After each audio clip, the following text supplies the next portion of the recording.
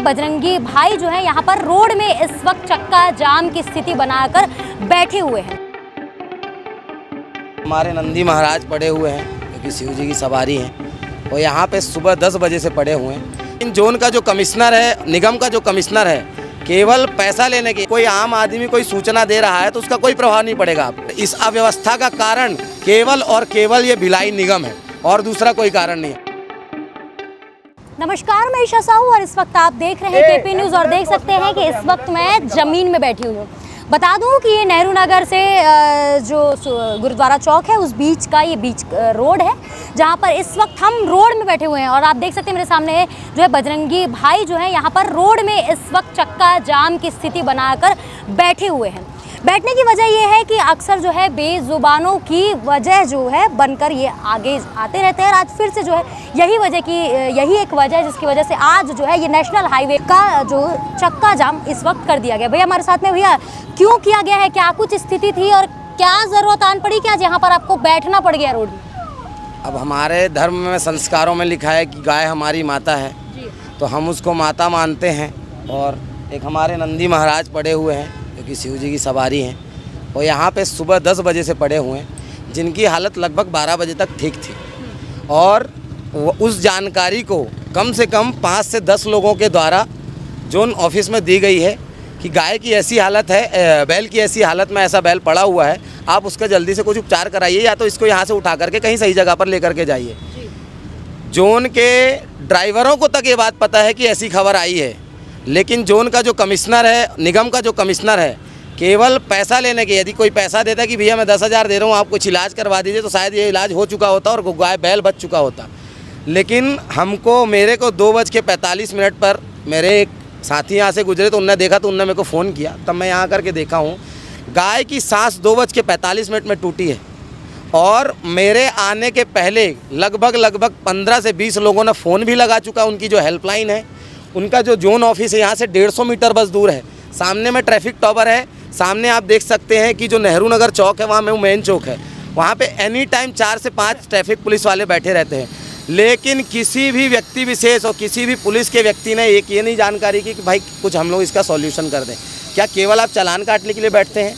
तो आप यदि आपको चालान बस काटना है, किसी प्रकार की सुविधाएं आप नहीं देख रहे कि कहाँ क्या हो रहा है, आपके अगल बगल आजू बाजू क्या हो रहा है, कोई मतलब नहीं है किसी चीज़ से, तो उसी को देख करके आज क्या है पानी सर से ऊपर जा रहा है, हमको ये लगा तो हम यहाँ पर बैठे हैं। और हम जब तक बैठेंगे, जब तक यहाँ निगम कमिश्नर आके और जोन कमिश्नर आकर के माफ़ी नहीं मांगेगा और अपनी सुविधाओं को सुदृढ़ नहीं करेगा गौवंश के लिए, तब तक हम यहाँ से नहीं हटेंगे। ये वादा हमको आज चाहिए है, नहीं तो हम यहीं पे बैठे रहेंगे, जितना जाम लगना है लग जाए। और इस अव्यवस्था का कारण केवल और केवल ये भिलाई निगम है और दूसरा कोई कारण नहीं है। और हमारा जो ताकत है, हमारी सनातन हमारा ताकत है और हम यहाँ सनातन को लेकर के बैठे रहे। हमको गौवंश के लिए न्याय चाहिए बस, और कोई बात नहीं। भैया 11 बजे से ये स्थिति है और अभी बज रहे हैं 4 बज गए हैं। क्या इतने देर में किसी को एक जूम नहीं रहेगा, एक उनको डर भी नहीं लगा? मैं बता रहा हूँ 15 से 20 फ़ोन। उसके बाद में जब मैं यहाँ आया हूँ तो मेरे को भाई बताया, एक हमारा यहीं पे खड़ा है, वो बेचारा बस से उतरा था, उसको कहीं से आया हुआ है, वो बस से उतर के 12 बजे से यहीं खड़ा है। जब मैं यहाँ आया तो मेरे को बताया कि भैया मैं जोन में सूचना दे चुका हूँ। लेकिन जोन कमिश्नर को जब विश्व हिंदू परिषद बजरंग दल के भिलाई नगर संयोजक का फ़ोन गया तब वो क्या बोल रहा, मैं गाड़ी भिजवा रहा हूँ। तो क्या किसी आम व्यक्ति का कोई लेना देना नहीं है किसी चीज़ से? यदि कोई आम आदमी कोई सूचना दे रहा है तो उसका कोई प्रभाव नहीं पड़ेगा आपको। मतलब जब तक आपको किसी प्रकार की प्रताड़ना नहीं की जाएगी आपके ऊपर, तब तक आप कुछ नहीं करेंगे। तब मैंने उनको साफ शब्दों में कहा है, आप मेरे फ़ोन का कॉल हिस्ट्री भी निकलवा सकते हैं, कॉल रिकॉर्डिंग भी निकलवा सकते हैं, कि अब मेरे को गाड़ी नहीं चाहिए, मेरे को चाहिए हो आप और आपके निगम के कमिश्नर। और यहाँ आकर के कैमरे के सामने आकर के माफ़ी मांगो आप, और गौवंश से माफ़ी मांगो, सनातनियों से माफ़ी मांगो और अपनी व्यवस्थाओं को सुदृढ़ बनाओ, तब हम यहाँ से हटेंगे जी। तभी ये बैल यहाँ से जाएगा, उसके अलावा जाएगा भी नहीं।